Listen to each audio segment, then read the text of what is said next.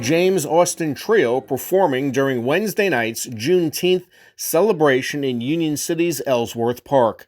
Juneteenth commemorates the emancipation of 250,000 Texas slaves on June 19, 1865.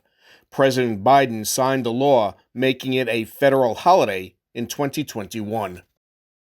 Good evening, everyone. It's a great honor to be here tonight celebrating the spirit and courage of all African American leaders that fought for freedom and discrimination. This is a day of that represents the power of faith and love. We are so proud and blessed to be here celebrating this day as we continue promoting equality and justice for everyone in our community. Thank you all for joining us today.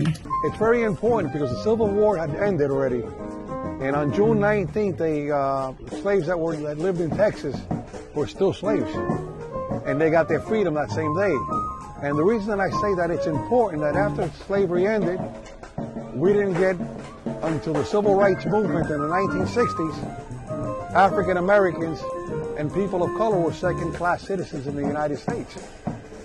Even during World War II, like I mentioned when I spoke, African American soldiers that were taking care of the German prisoners of war and Italian prisoners of war, the prisoners were allowed to go into a restaurant in the South, and they had to stay outside, although they were guarding them.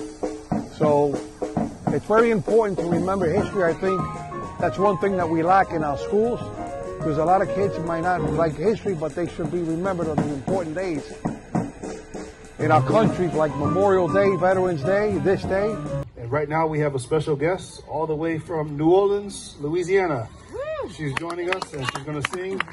Her name is Alicia Renee Blue Eyes. A big hand for her as she comes. Thank you. You took the bed, so why not take the red? So why not?